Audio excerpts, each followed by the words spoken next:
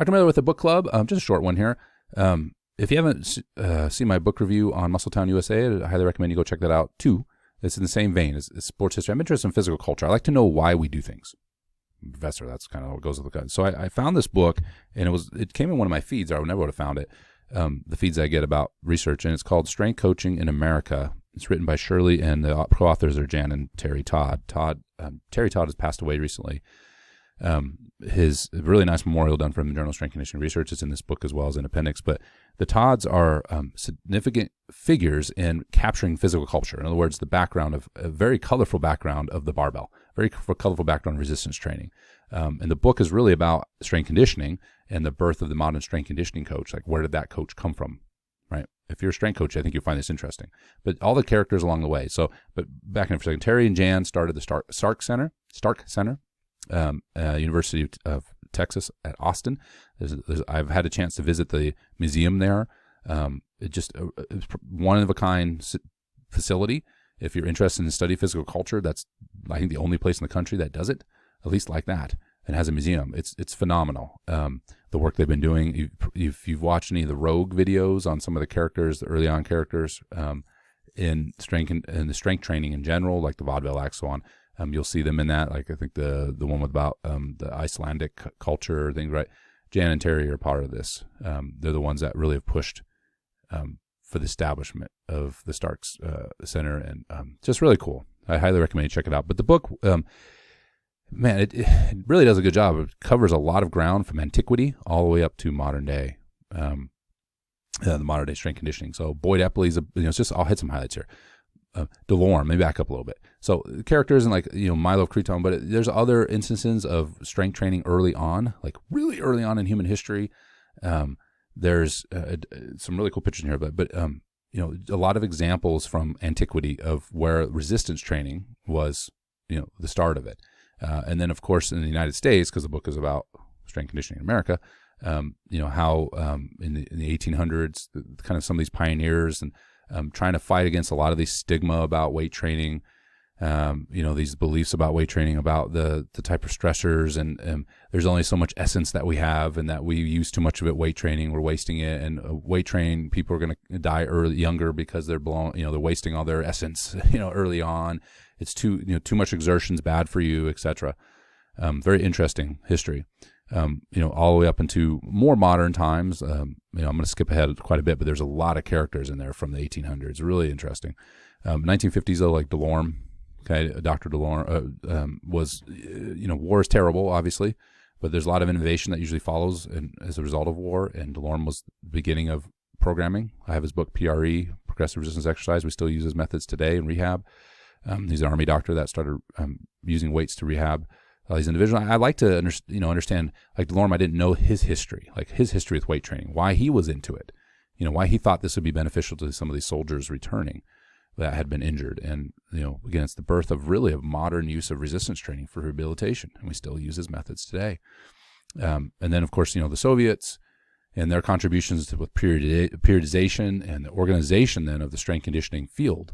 Billy Cannon, like the 60s, when the late 60s, a lot of this started to explode, like Billy Cannon, though, and LSU, and a lot of the turnarounds, he won the Heisman Trophy. So a lot of these turnarounds, like LSU went from bad to good, a lot of examples of when weight training seemed to make an impact. Now, the book does a good job, too, saying that not everybody that employed weight training saw an impact. And who knows with some of the weight training programs. I will say in modern day, this kind of struck me as I read the book, is I do think we give strength conditioning too much credit. I really do. Now, it deserves some credit. I'm talking about performance now, okay? Back in the day, if there was somebody strength training and somebody not, that made a big difference. Today, it's kind of one of these minimal things, though. So in other words, if you don't do resistance training, you don't have a well-done strength conditioning program, you are going to suffer as a result of it. However, the gains that you get from it, if it's a decent coach and knows what they're doing across the board, you're probably going to have similar gains. I mean, there's more one way to Rome, is what I'm getting at. Now, the side where I have seen more of a growth is in reducing the likelihood of injury and programming in such a way that is not having athlete challenge, but in such a way that how are we thinking about keeping these athletes healthy, doing more needs analysis based on, again, I always use this with my students. If you have an All-American and you keep them on the field, you're going to win more games than if you just improve everybody's back squat and you lose your All-American, right? how do you keep these athletes healthy? That's goal one. And then two, then how do we improve them for performance? And that's, for me, has been a philosophical change over the years. I used to be a, clang and banger, right? I mean, squat or die.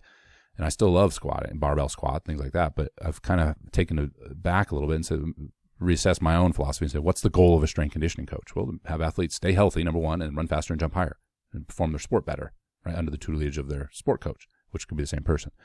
Okay. So I do think there's that part of it. Now, if you're I always tell my students as well, if you're going to go somewhere and make an impact, go to like a small school where there other programs may not have strength conditioning, and you're going to see an impact of strength conditioning there, right? I've worked with high performance athletes, and I'd like to think that what was doing made a difference, certainly with their injury reduction, but made the improvements in their performance. But it's hard to measure that when the sport coach could be doing some really good things too. So I think the field of strength conditioning is absolutely necessary, though. Absolutely. And you're missing out, though, if you don't have it. But how much contribution it makes beyond the baseline is hard to say now that everybody's doing it. There's some people that shouldn't be doing that are. I found, this is my own observation, the higher the level, and I'm talking about collegiate sport and really in general, the higher the level, the worse the coach. So like the Division I level, and I'm going to go all the way to the top. Collegiate football coaches are some of the worst strength conditioning coaches I've seen in terms of their methodology. They're characters. Like they're there to push the athletes and yell at them and all these things, but sometimes they're not really. I'm not saying all of them, but this is just a general observation. Where the lower levels, like your FCS, your mid-major schools, your Division II, even lower. I heard a Division III coach one time that gave one of the best strength conditioning presentations I've ever seen, right? Because these are coaches that are more realistic. Like they don't have a 40,000 square foot training facility with a coach per platform. They're 1 to 40, and they're trying to have one set of dumbbells. Like, I mean, this is more realistic. So that's what I mean. They have to be more thoughtful with their programming, and they're more on the floor and more involved. It's the field. If you know anything about strength conditioning, when I was in it as a GA, you could get a GA position fairly easy if you knew somebody. That's what coaching's all about. But now, I mean, even if you're a qualified strength coach, I have a friend that's a Division II head strength coach, and when he opened an assistant job, I don't know, hundreds of applicants, and he ended up hiring a guy from Auburn. So this is a small Division II. So it's a flooded field because everybody wants to wear the colors and be around athletes working. It is cool. It is cool. The hours are long, and it's a hard job, though. My hat's off to all the strength coaches out there that are really doing a good job and not just cartoon characters, but they're actually wise and trying to be thoughtful about their programming. I think that's the majority of strength coaches, to be honest with you. Anyway, back to the book. The book talks about Boyd Eppley. There were coaches that were before him, strength conditioning coaches before him, of course, but he was the prominent one. Husker Power, Nebraska, right? This is what kicked off strength conditioning as in terms of a big-time thing, big-time endeavor. It really launched it because Nebraska's, their method was run over people with Nebraska football and bigger, stronger, faster, right? That's what Nebraska encapsulated. And then Boyd Eppley was the first really prominent strength coach. He was very prominent, and he was the driver of starting the National Strength Conditioning Association, and then eventually became part of the Collegiate Strength Conditioning Association after the NSCA has lost its way a little bit. Still has, in my opinion, which is unfortunate. I remember when the NSCA was it. And then it kind of fell in love with chasing some money a little bit and got into the personal training space and special populations and places I don't think it needs to be, but that's a side note.